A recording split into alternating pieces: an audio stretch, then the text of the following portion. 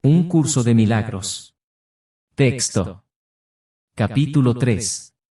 La percepción inocente. 1. Expiación sin sacrificio. Hay otro punto que debe quedar perfectamente claro antes de que pueda desaparecer cualquier residuo de temor que aún esté asociado con los milagros. La crucifixión no estableció la expiación, fue la resurrección la que lo hizo. Son muchos los cristianos sinceros que no han entendido esto correctamente. Nadie que esté libre de la creencia en la escasez podría cometer tal equivocación. Si se examina la crucifixión desde un punto de vista invertido, parece como si Dios hubiese permitido, e incluso fomentado, el que uno de sus hijos sufriese por ser bueno. Esta desafortunada interpretación, que surgió como resultado de la proyección, ha llevado a muchas personas a vivir sumamente atemorizadas de Dios. Tales conceptos antirreligiosos se infiltran en muchas religiones. El auténtico cristiano, sin embargo, debería hacer una pausa y preguntarse: ¿cómo iba a ser posible esto? ¿Cómo iba a ser posible que Dios mismo fuese capaz de albergar el tipo de pensamiento que sus propias palabras han señalado claramente que es indigno de su Hijo? La mejor defensa, como de costumbre, consiste en no atacar la posición de otro, sino más bien en proteger la verdad. No es muestra de sensatez aceptar un concepto si para justificarlo tienes que invertir todo un marco de referencia. Este procedimiento es doloroso en sus aplicaciones menores, y verdaderamente trágico a una escala mayor. Con frecuencia, la persecución termina siendo un intento de, entre comillas, justificar la terrible y errónea percepción de que Dios mismo persiguió a su propio Hijo en nombre de la salvación. Ni siquiera las palabras mismas tienen sentido. Superar esto ha sido sumamente difícil, pues, si bien este error no es más difícil de corregir que cualquier otro, son muchos quienes no han estado dispuestos a abandonarlo, en vista de su eminente valor como defensa. Un ejemplo menos dramático es el del padre que dice: «Esto me duele a mí más que a ti», y con eso se siente exonerado a darle una paliza a su hijo. ¿Crees que nuestro Padre piensa realmente así? Es tan esencial eliminar cualquier pensamiento de este tipo, que debemos asegurarnos de que nada semejante permanezca en tu mente. Yo no fui, entre comillas, castigado, porque tú fueras malo. La lección completamente benévola que la expiación enseña, se echa a perder si se mancilla con cualquiera de las formas en que esta clase de distorsión se manifiesta. La afirmación, «mía es la venganza», dice el Señor, es una percepción falsa mediante la cual uno le atribuye a Dios su propio, entre comillas, pasado malvado. Ese pasado malvado no tiene nada que ver con Dios, Él no lo creó ni tampoco lo sustenta. Dios no cree en el castigo, su mente no crea de esa manera. Dios no tiene nada contra ti por razón de tus, entre comillas, malas acciones. ¿Cómo sería posible, entonces, que me hubiese acusado a mí por ellas? Asegúrate de que reconoces cuán absolutamente imposible es esta suposición, y también de que procede enteramente de la proyección. Este tipo de error es responsable de una multitud de errores similares, incluyendo la creencia de que Dios rechazó a Adán y lo expulsó del jardín del Edén. Quizá por eso piensas a veces que no te estoy guiando bien. He tomado las máximas precauciones para usar palabras que sean casi imposibles de distorsionar, pero siempre es posible tergiversar los símbolos si así se desea. El sacrificio es una noción que Dios desconoce por completo. Procede únicamente del miedo, y quienes tienen miedo pueden ser crueles. Cualquier forma de sacrificio es una violación a mi exhortación de que debes ser misericordioso, tal como tu Padre, en el cielo, lo es. A muchos cristianos les ha resultado difícil darse cuenta de que esto les atañe a ellos. Los buenos maestros nunca aterrorizan a sus estudiantes. Aterrorizar es atacar, y como resultado de ello, se produce un rechazo de lo que el maestro ofrece, malográndose así el aprendizaje.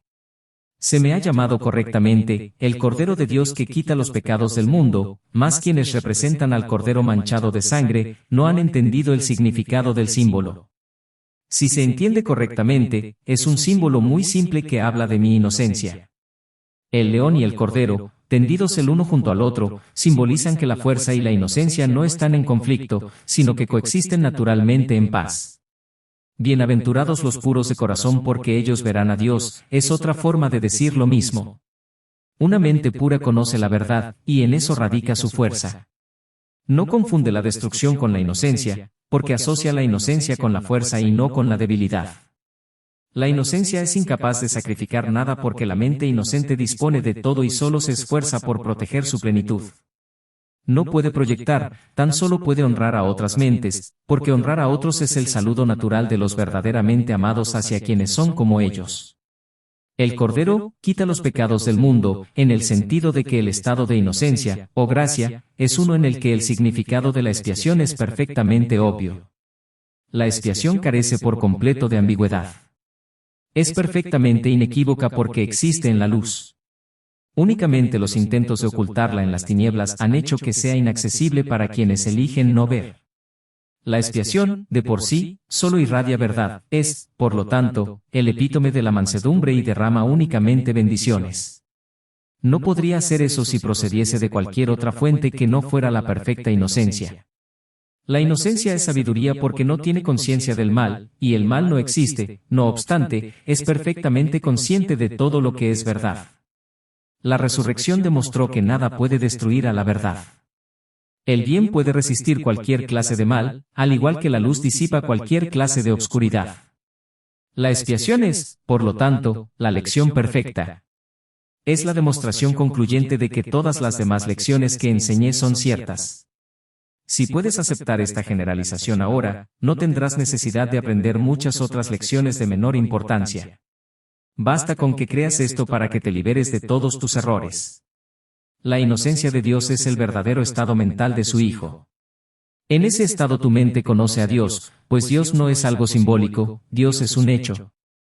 Cuando conoces a su Hijo tal como es, te das cuenta de que la expiación, y no el sacrificio, es la única ofrenda apropiada para el altar de Dios, en el que solo la perfección tiene cabida. El entendimiento de los inocentes es la verdad, por eso es por lo que sus altares son verdaderamente radiantes. 2. Los milagros y la percepción verdadera. He afirmado que los conceptos básicos a los que este curso hace referencia no admiten grados. Algunos conceptos fundamentales no pueden entenderse en función de sus opuestos.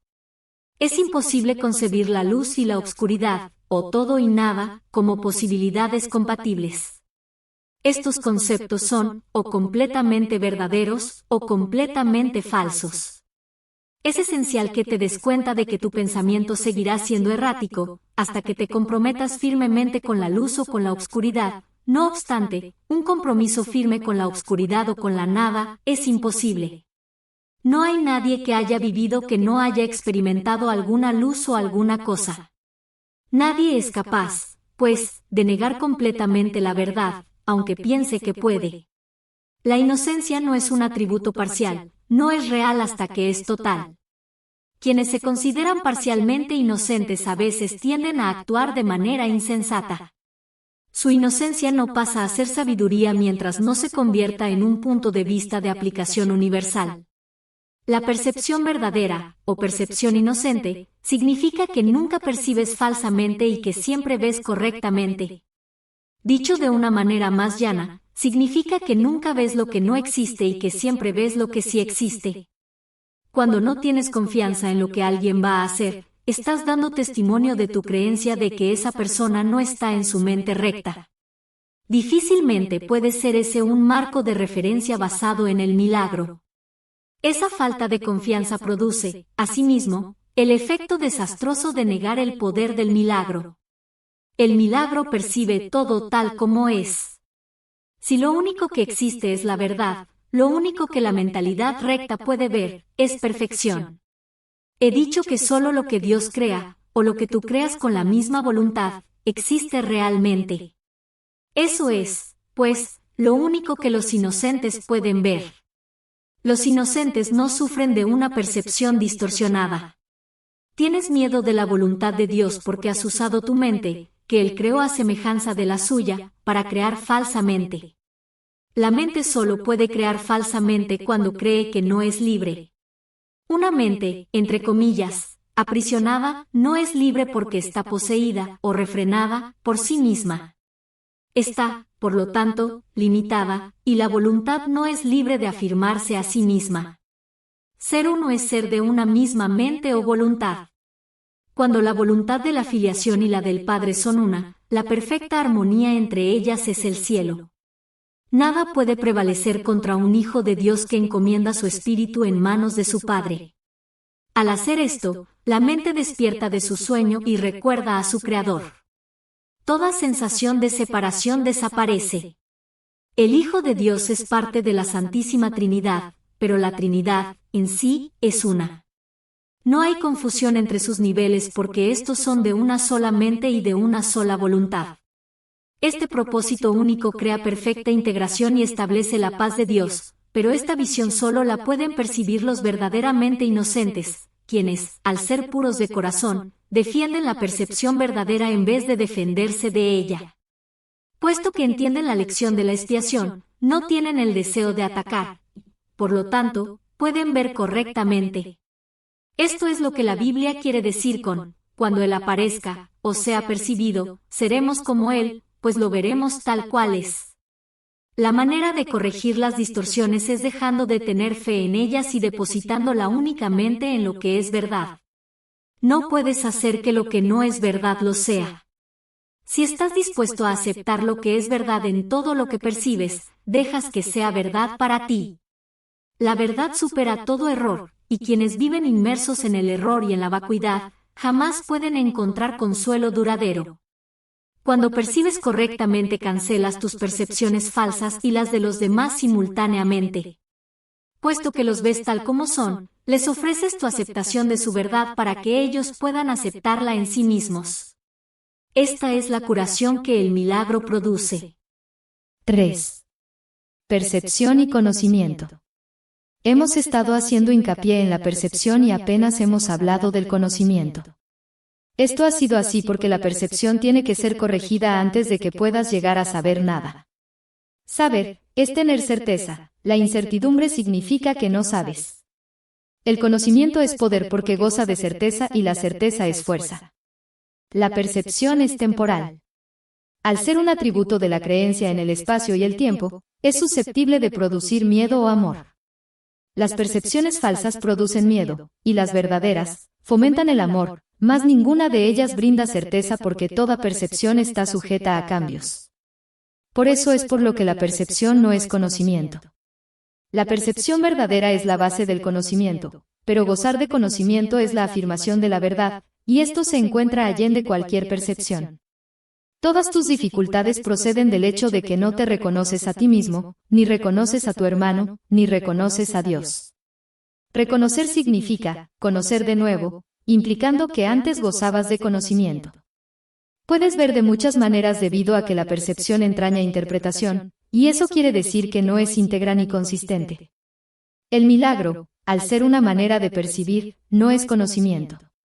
Es la respuesta correcta a una pregunta, mas cuando sabes, no preguntas.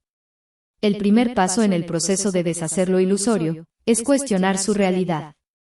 El milagro, la respuesta correcta, lo corrige. Dado que las percepciones cambian, su dependencia del tiempo es obvia. La forma en que percibes en cualquier momento dado determina tu comportamiento, y las acciones solo pueden tener lugar en el tiempo. El conocimiento es intemporal porque la certeza es algo incuestionable. Cuando sabes, dejas de hacer preguntas. La mente que cuestiona se percibe a sí misma en el tiempo, y, por lo tanto, busca respuestas para el futuro. La mente no receptiva cree que el futuro va a ser igual que el presente.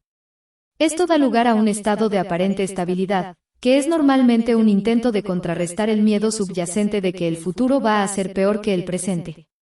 Este miedo coarta enteramente la tendencia a cuestionar. La verdadera visión es la percepción natural de la visión espiritual, pero es todavía una corrección, en vez de un hecho.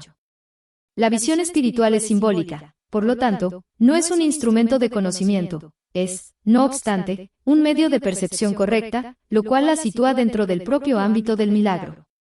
Una visión de Dios sería un milagro, más que una revelación.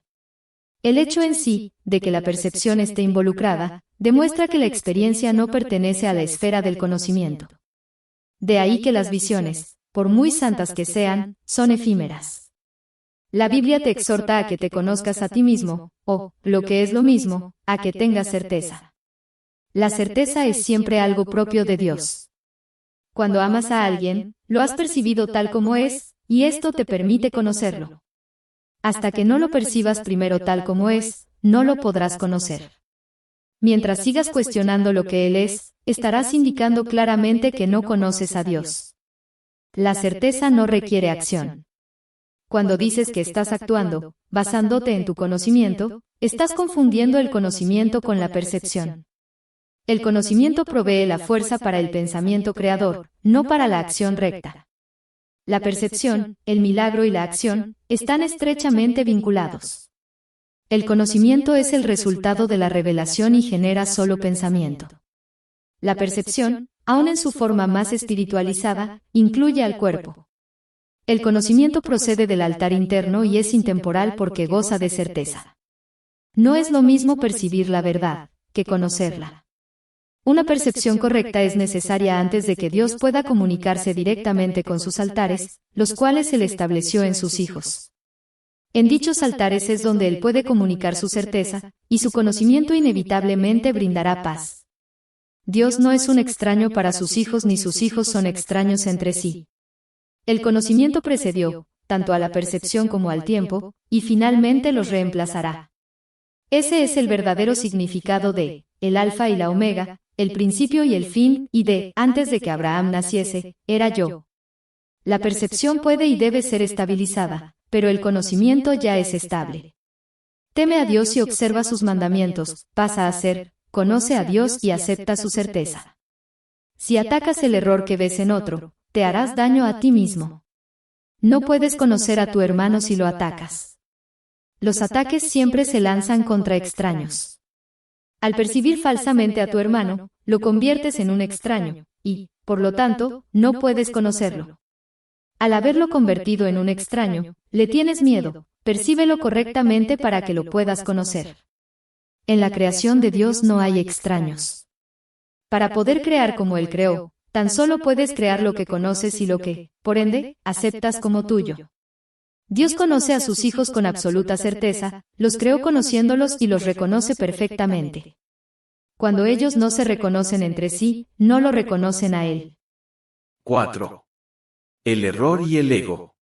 Las capacidades que ahora posees no son sino sombras de tu verdadera fuerza. Todas las funciones que tienes actualmente están divididas y son susceptibles de ser cuestionadas y puestas en duda. Esto se debe a que no tienes certeza acerca de cómo las vas a usar, y, por consiguiente, eres incapaz de gozar de conocimiento. Igualmente eres incapaz de gozar de conocimiento porque todavía percibes sin amor. Antes de que la separación introdujese la noción de grados, aspectos e intervalos, la percepción no existía.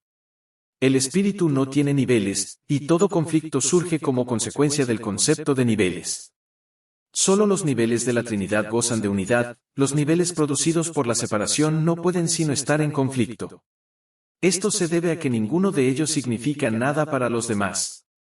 La conciencia, el nivel de la percepción, fue la primera división que se introdujo en la mente después de la separación, convirtiendo a la mente, de esta manera, en un instrumento perceptor, en vez de en un instrumento creador. La conciencia ha sido correctamente identificada como perteneciente al ámbito del ego.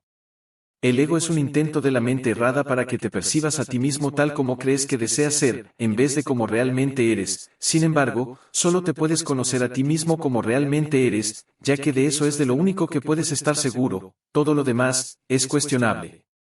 El ego es el aspecto inquisitivo del ser que surgió después de la separación, el cual fue fabricado, en vez de creado. Es capaz de hacer preguntas, pero no de percibir respuestas significativas, ya que éstas entrañan conocimiento y no se pueden percibir.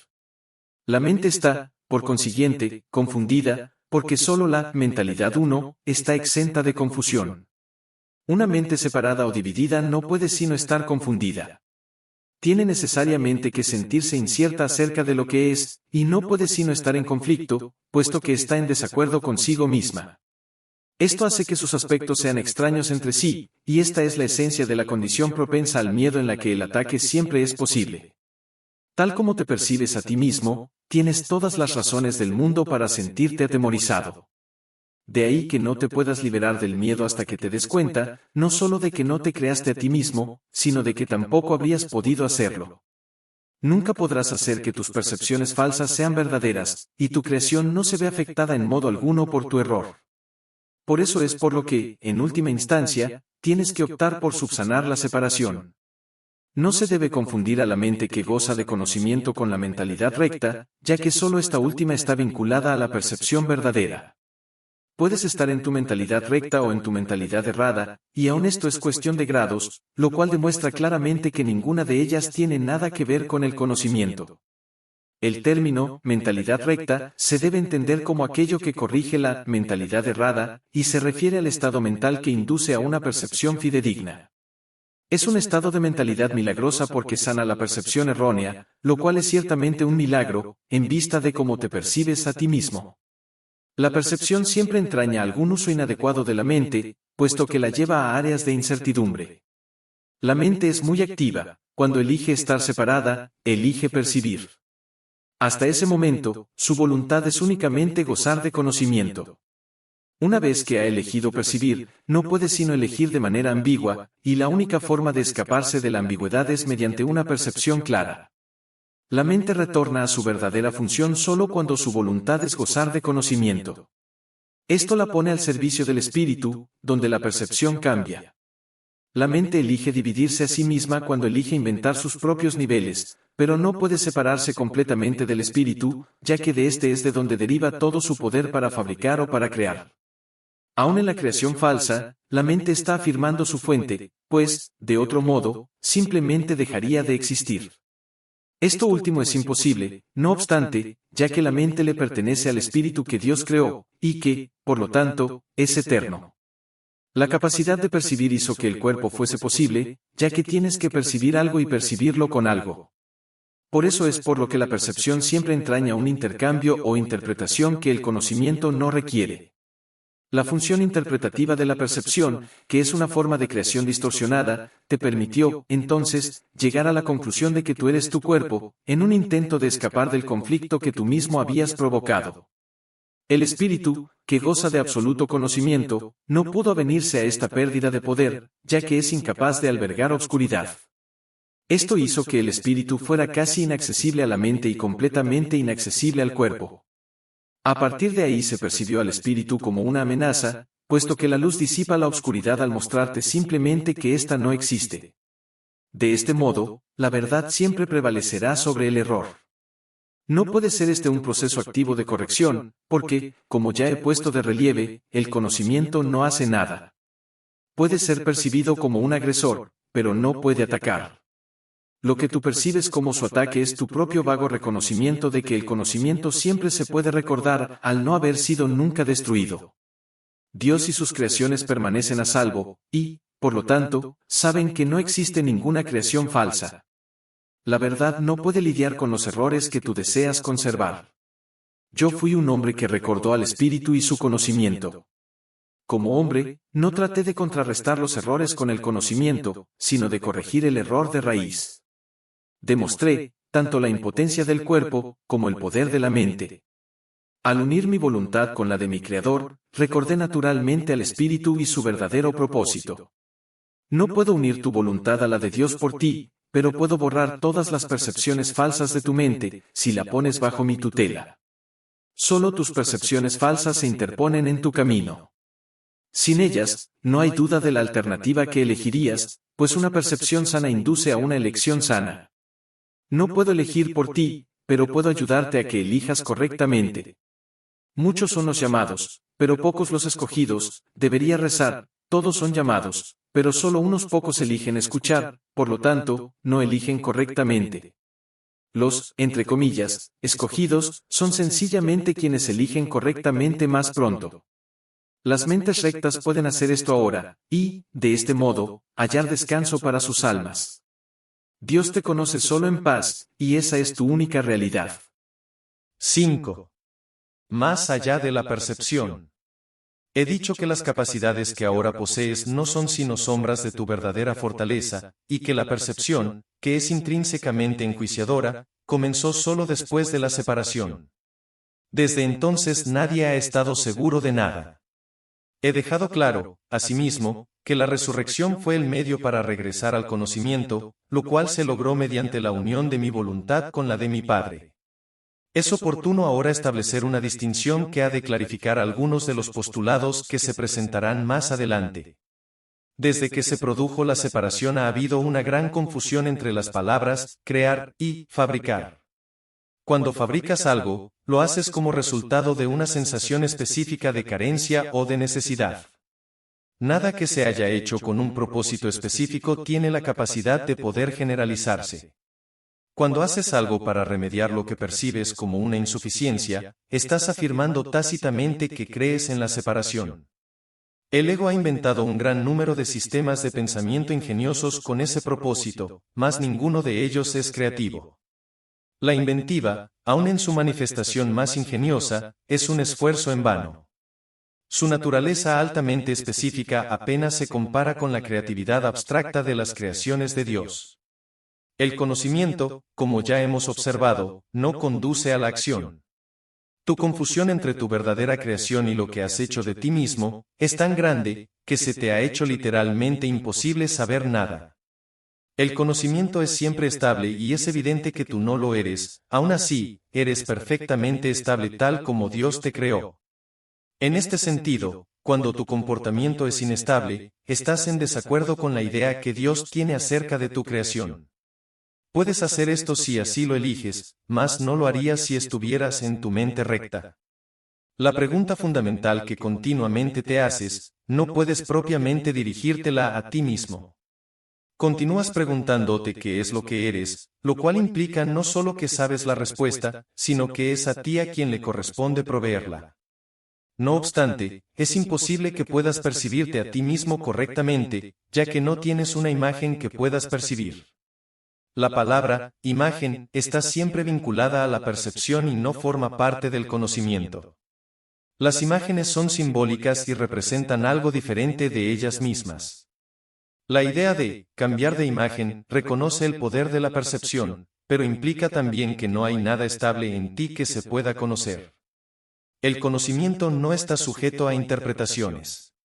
Puedes tratar de, entre comillas, interpretar el significado de algo, pero siempre existe la posibilidad de equivocarse, porque se refiere a la percepción que se tiene del significado.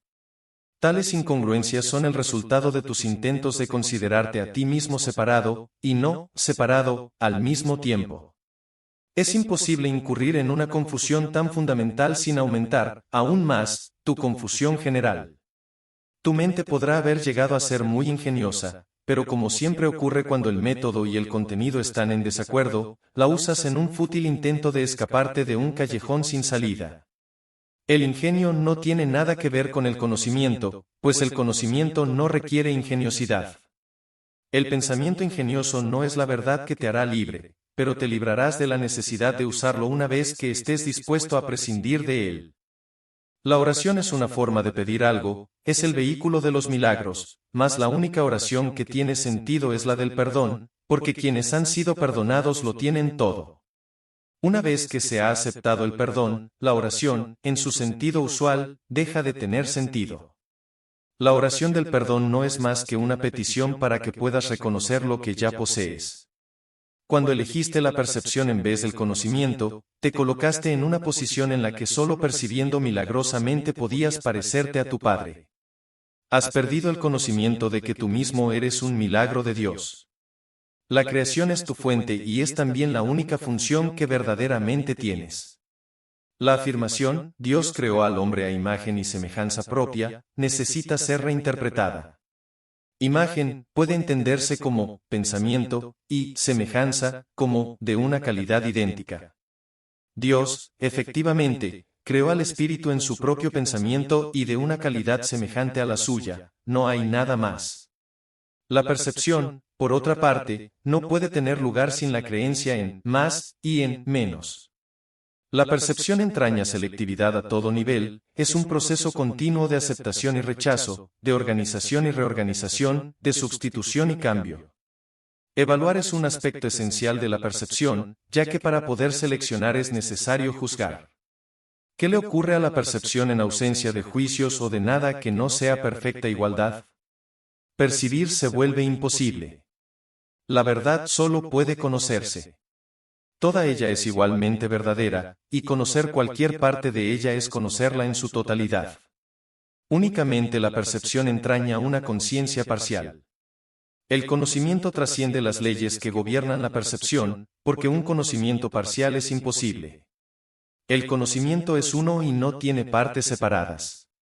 Tú, que eres realmente uno con él, solo necesitas conocerte a ti mismo para que tu conocimiento sea total. Conocer el milagro de Dios es conocerlo a Él. El perdón es lo que sana la percepción de separación.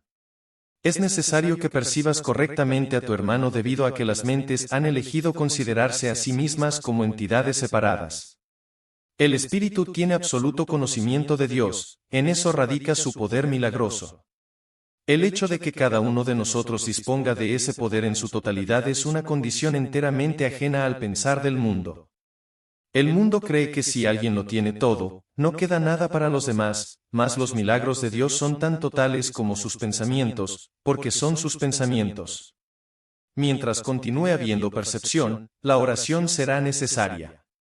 Puesto que la percepción se basa en la escasez, quienes perciben no han aceptado totalmente la expiación ni se han entregado a la verdad. La percepción se basa en un estado de separación, así que todo aquel que de alguna manera percibe, tiene necesidad de curación. El estado natural de quienes gozan de conocimiento es la comunión, no la oración. Dios y su milagro son inseparables. Cuán bellos son en verdad los pensamientos de Dios que viven en su luz. Tu valía está más allá de la percepción porque está más allá de toda duda. No te percibas a ti mismo bajo ninguna otra luz, conócete en la única luz en la que el milagro que eres se alza en perfecta claridad. 6. Los juicios y el problema de la autoría. Hemos hablado ya del juicio final, aunque no con gran detalle. Después del juicio final no habrá ningún otro. Dicho juicio es simbólico, porque más allá de la percepción no hay juicios. Cuando la Biblia dice, no juzguen y no serán juzgados, lo que quiere decir es que, si juzgas la realidad de otros, no podrás evitar juzgar la tuya propia. La decisión de juzgar, en vez de conocer, es lo que nos hace perder la paz. Juzgar es el proceso en el que se basa la percepción, pero no el conocimiento. He hecho referencia a esto con anterioridad, al hablar de la naturaleza selectiva de la percepción, y he señalado que la evaluación es, obviamente, su requisito previo. Los juicios siempre entrañan rechazo, nunca ponen de relieve solamente los aspectos positivos de lo que juzgan, ya sea en ti o en otros. Lo que se ha percibido y se ha rechazado, o lo que se ha juzgado y se ha determinado que es imperfecto, permanece en tu mente porque ha sido percibido. Una de las ilusiones de las que adoleces es la creencia de que los juicios que emites no tienen ningún efecto. Esto no puede ser verdad a menos que también creas que aquello contra lo que has juzgado no existe. Obviamente no crees esto, pues, de lo contrario, no lo habrías juzgado. En última instancia, no importa si tus juicios son acertados o no, puesto que, en cualquier caso, estás depositando tu fe en lo irreal. Esto es inevitable, independientemente del tipo de juicio de que se trate, ya que juzgar implica que abrigas la creencia de que la realidad está a tu disposición para que puedas seleccionar de ella lo que mejor te parezca. No tienes idea del tremendo alivio y de la profunda paz que resultan de estar con tus hermanos, o contigo mismo, sin emitir juicios de ninguna clase. Cuando reconozcas lo que eres y lo que tus hermanos son, te darás cuenta de que juzgarlos o juzgarte, de cualquier forma que sea, no tiene sentido. De hecho, pierdes el significado de lo que ellos son, precisamente porque los juzgas. Toda incertidumbre procede de la creencia de que es imprescindible juzgar. No tienes que juzgar para organizar tu vida, y definitivamente no tienes que hacerlo para organizarte a ti mismo. En presencia del conocimiento, todo juicio queda automáticamente suspendido. Este es el proceso que le permite al conocimiento reemplazar a la percepción. Tienes miedo de todo aquello que has percibido y te has negado a aceptar. Crees que, por haberte negado a aceptarlo, has perdido control sobre ello. Por eso es por lo que lo ves en pesadillas, o disfrazado bajo apariencias agradables en lo que parecen ser tus sueños más felices. Nada que te hayas negado a aceptar puede ser llevado a la conciencia. De por sí, no es peligroso, pero tú has hecho que a ti te parezca que lo es. Cuando te sientes cansado es porque te has juzgado a ti mismo como capaz de estar cansado. Cuando te ríes de alguien es porque lo has juzgado como poco valioso. Cuando te ríes de ti mismo no puedes por menos que reírte de los demás, aunque solo sea porque no puedes tolerar la idea de ser menos que ellos. Todo esto hace que te sientas cansado, ya que es algo básicamente descorazonador. No eres realmente capaz de estar cansado, pero eres muy capaz de agotarte a ti mismo. La fatiga que produce el juzgar continuamente es algo prácticamente intolerable. Es curioso que una habilidad tan debilitante goce de tanta popularidad. No obstante, si deseas ser el autor de la realidad, te empeñarás en aferrarte a los juicios. También les tendrás miedo, al creer que algún día serán usados contra ti. Sin embargo, esta creencia solo puede existir en la medida en que creas en la eficacia de los juicios como un arma para defender tu autoría. Dios ofrece únicamente misericordia. Tus palabras deben reflejar solo misericordia porque eso es lo que has recibido y eso es lo que deberías dar. La justicia es un expediente temporal o un intento de enseñarte el significado de la misericordia. Es juzgadora únicamente porque tú eres capaz de cometer injusticias. He hablado de distintos síntomas, y a ese nivel la variedad de estos es casi infinita. Todos ellos tienen, no obstante, una sola causa, el problema de la autoría. Esta es la raíz de todo mal. Cada síntoma que el ego inventa es una contradicción, debido a que la mente está dividida entre el ego y el Espíritu Santo, de tal modo que cualquier cosa que el ego haga es parcial y contradictoria. Esta posición insostenible es el resultado del problema de la autoría, que, al aceptar como premisa el único pensamiento inconcebible, solo puede producir ideas, las cuales, a su vez, son inconcebibles. El problema de la autoridad es en realidad una cuestión de autoría. Cuando tienes un problema de autoridad es siempre porque crees ser tu propio autor y proyectas ese engaño sobre los demás.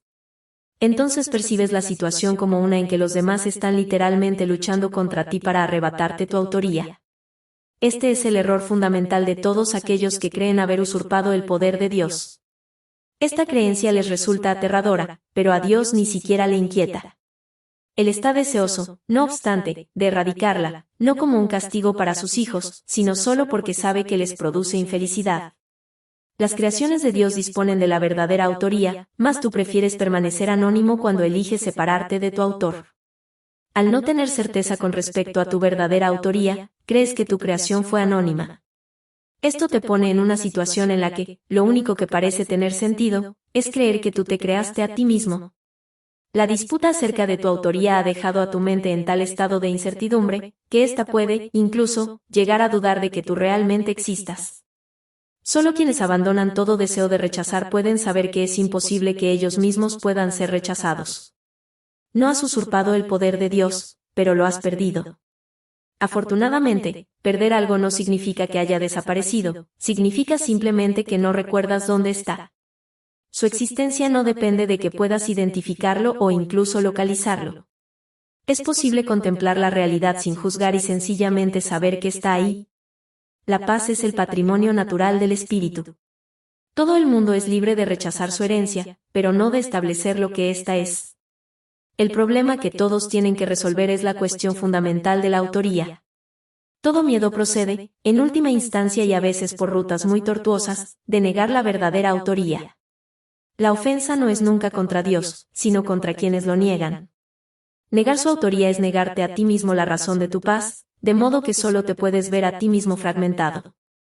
Esta extraña percepción es el problema de la autoría. No hay nadie quien, de una manera u otra, no se sienta aprisionado. Si ese es el resultado de su libre albedrío, tiene, por ende, que considerar que su voluntad no es libre, o, de lo contrario, el razonamiento circular de esta premisa sería evidente. El libre albedrío no puede sino conducir a la libertad. Los juicios siempre aprisionan, ya que fragmentan la realidad con las inestables balanzas del deseo. Los deseos no son hechos. Desear implica que ejercer la voluntad no es suficiente. Sin embargo, nadie que esté en su mente recta podría creer que lo que desea es tan real como lo que su voluntad dispone. En vez de, busca primero el reino de los cielos, di, que tu voluntad sea, antes que nada, alcanzar el reino de los cielos, y habrás dicho, sé lo que soy y acepto mi herencia. 7. Crear en contraposición a crear una imagen propia. Todo sistema de pensamiento debe tener un punto de partida. Empieza, ya sea creando o fabricando, diferencia esta a la que ya hemos hecho referencia. La semejanza entre ambas cosas reside en el poder que tienen como cimientos, su diferencia, en lo que descansa sobre ellas. Ambas son piedras angulares de sistemas de creencias por las que uno rige su vida. Creer que un sistema de pensamiento basado en mentiras es débil, es un error. Nada que un hijo de Dios haya hecho carece de poder. Es esencial que te des cuenta de esto, pues de lo contrario, no podrás escapar de la prisión que tú mismo has construido. No puedes resolver el problema de la autoría menospreciando el poder de tu mente. Hacer esto es engañarte a ti mismo, y ello te hará daño porque realmente comprendes el poder de la mente. Comprendes también que no puedes debilitarla, de la misma manera en que tampoco puedes debilitar a Dios. El, entre comillas, diablo, es un concepto aterrador porque parece ser sumamente poderoso y sumamente dinámico. Se le percibe como una fuerza que lucha contra Dios por la posesión de sus creaciones. El diablo supuestamente engaña con mentiras y erige reinos en los que todo está en directa oposición a Dios, sin embargo, atrae a los hombres en vez de repelerlos, y ellos están dispuestos a, entre comillas, venderle sus almas, a cambio de regalos sin ningún valor. Esto no tiene ningún sentido. Hemos hablado ya de la caída o separación, mas su significado tiene que comprenderse claramente. La separación es un sistema de pensamiento que, si bien es bastante real en el tiempo, en la eternidad no lo es en absoluto. Para el creyente, todas sus creencias son ciertas. En el jardín simbólico se, entre comillas, prohibió la fruta de un solo árbol, mas Dios no pudo haberla prohibido, o, de lo contrario, nadie la habría podido comer. Si Dios conoce a sus hijos, y yo te aseguro que los conoce, ¿cómo iba a ponerlos en una situación en la que su propia destrucción fuese posible? Al, entre comillas, árbol prohibido, se le llamó, el árbol del conocimiento, sin embargo, Dios creó el conocimiento y se lo otorgó libremente a todas sus creaciones. Este simbolismo se ha interpretado de muchas maneras, pero puedes estar seguro de que cualquier interpretación que conciba a Dios o a sus creaciones como capaces de destruir su propio propósito, es errónea. Comer de la fruta del árbol del conocimiento es una expresión que simboliza la usurpación de la capacidad de autocrearse. Solamente en este sentido no son Dios y sus creaciones co-creadores.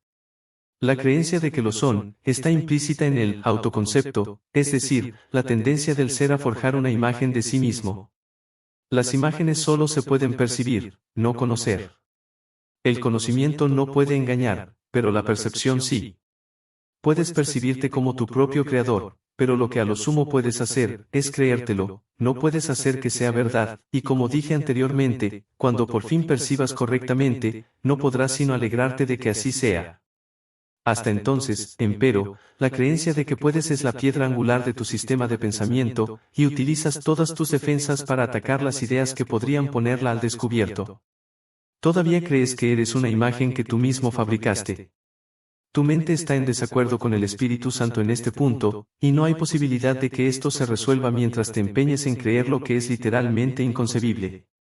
Esa es la razón de que no puedas crear y de que tengas miedo de todo lo que fabricas.